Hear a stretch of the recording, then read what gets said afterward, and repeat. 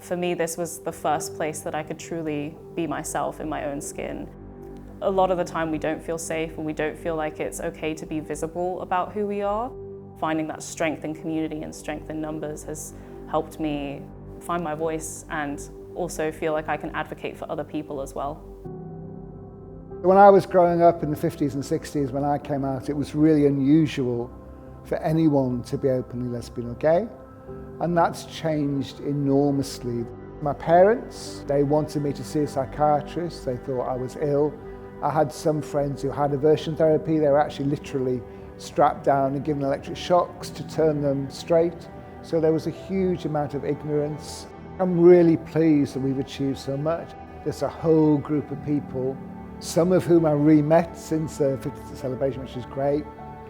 Some of whom aren't here at the moment who I miss, but again, it's a real sense of growing older with a group of people who achieved, I think, a really significant amount over what is, in historical terms, a really short period. So many of our history has taken place, like on this doorstep.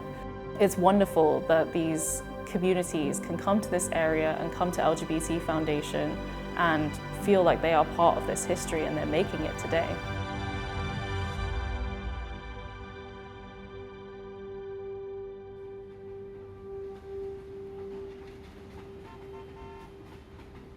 It's been absolutely amazing celebrating our 50th anniversary. It is a huge, huge achievement, not only for any organisation consistently providing services to its community for 50 years, but particularly for a marginalised community like LGBTQ+ communities. We've taken some of our services to Liverpool, we've taken some of our services to Coventry, some of our services to London.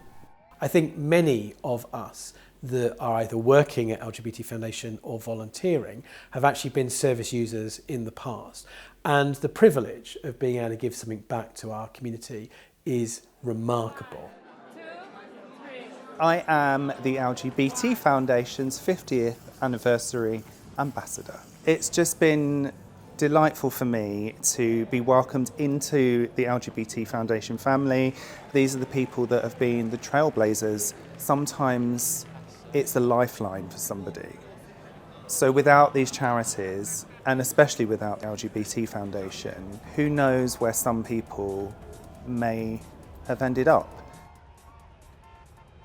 History is one of the best teachers, really understanding how the people who came before us had to deal with so much danger and they had to deal with a lot of risk to themselves, but they did that all in the name of LGBTQ+ equality. One of the first projects that I got to work on was exploring our 50th anniversary archives. It was an amazing day at work to be able to go and look back at all of these incredible images and campaigns. What would you say to yourself if you could speak to yourself then in the 1970s, and what would he think? I think he'd be amazed how old I am, really. I mean, I'm 70 next year, so it's like really interesting looking back over like 50 years virtually. I think in some ways he'd be surprised at how much progress we've made over quite a short historical period. I never thought I'd see gay marriage in my lifetime. I was really shocked when we got gay marriage because I never thought that would happen. The openness with which people display affection in the street, I think that's really important. I don't do that because I've been attacked. I've been in lots of violent situations for being a gay man. So I still would never dream of doing that. And that's because of my age and my generation, really. But I think it's great that people are able to do that. I remember, well, so far back that I remember James Anderton being the chief of police and dragging people out naked in handcuffs because that was what they felt they could get away with. I mean, his famous quote was that we were living in a cesspool of our own making. So yeah, we've gone through some pretty dark times. People have fought very hard and long to get those benefits for people. So on the 2nd of January 1975, a group of people got together and decided that they were going to launch a helpline. They called it Switchboard back then, and provided a service that has kind of like kept going every single day since then. And I mean, I know myself, I personally rang Switchboard when I was running away to Manchester. Not quite a teenage runaway, but certainly running away from sort of like an abusive environment created by my father. I was in awe of their courage and their bravery. In order to promote that helpline, they put posters of themselves all around the city. We were very young, looking back, I didn't feel it at the time, but we were very, very young. In those days, it was really hard to get information. It was pre the internet. The only source of information was gay news, which most stops refused to stock. So for me, Switchboard was crucial, not only providing information, but providing support to people. I mean, looking back, it was very grotty. We had the use of a basement, which the university very kindly gave us, but it was a tiny basement and a tiny grotty room that Switchboard was based in. For many younger people, I'm talking about ancient history, and I think for young LGBT people, I think sometimes they can't imagine that it was illegal. When I came out in 1972, I was 16, the age consent was 21. You could lose your job, be denied services, so there's been a massive change, and I think it's important that young people are aware of that. National papers like The Sun would kind of like be talking about it being a gay plague. How do you work with a community to sort of like try to eroticize safer sex? But you had to learn to talk about sex in order to stay alive. How the Gay Manchester is where things really started to kind of like come together in 1994. We recognised that we were hitting a natural ceiling in 2000 where we needed to think more about people's mental health, people's emotional health, their relationship status, their housing status, their education status, whether they were happy at work. All these things have an impact. If we'd carried on, then there was a danger that we would start to kind of compete with Switchboard. Bringing the two together, two different cultures, but two different organisations to kind of create an integrated lesbian and gay, bisexual and trans organisation was the logical next step.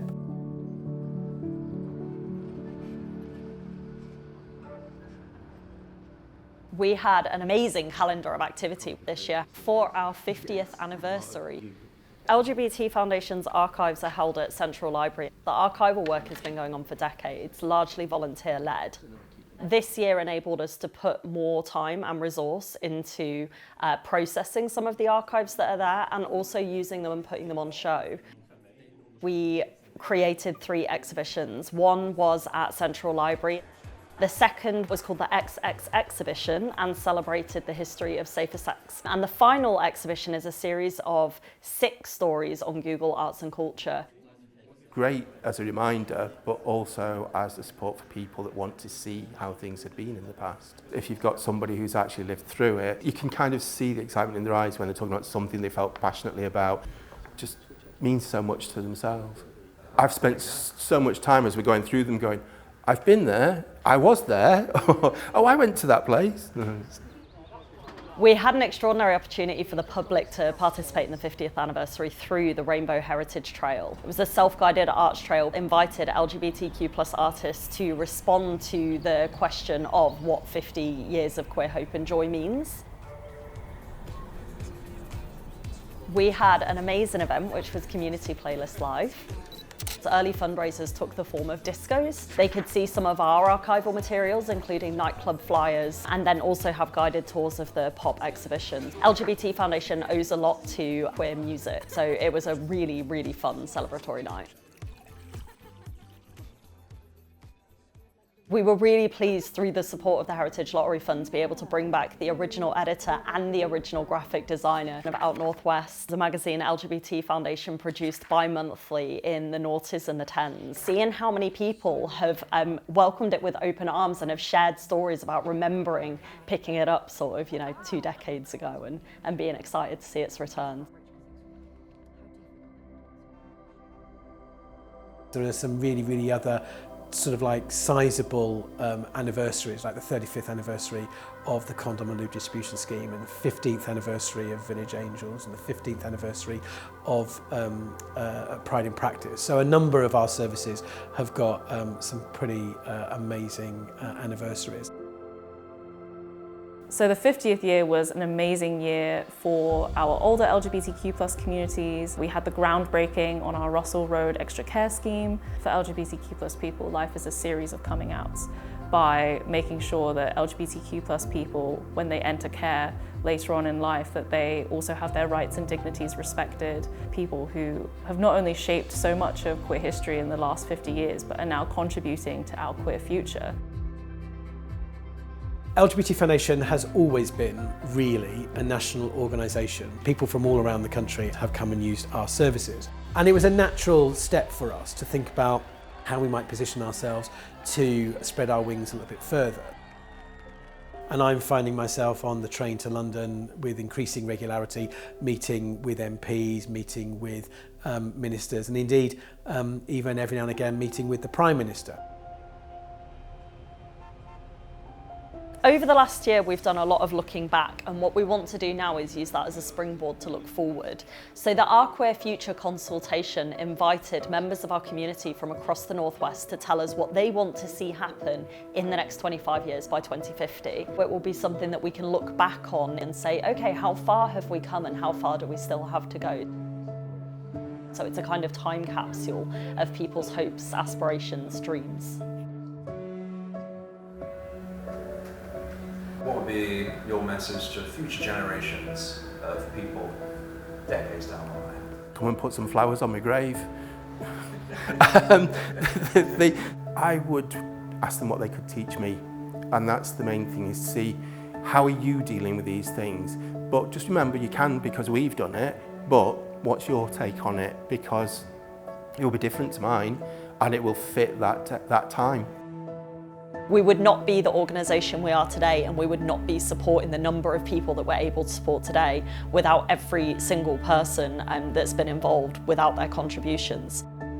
Whether you're a volunteer, or whether you're an ally, or whether you're a donor, or whether you can just simply share our mission and spread the word, I think the hope is that 50 years from now, and maybe beyond that, that we see a society where we can all kind of live in community together. It's really important that we don't think that just because we've come so far in our history and made a lot of progress, that it can stop here, because I think what we've seen in the last year is that these rights can very much be taken away from us, and we have to be careful and we have to keep fighting. There will always be a space where LGBTQ+ people should feel like they can not just survive, but they can thrive and they can grow. Make sure that LGBTQ+ people can feel safe and seen and heard and respected.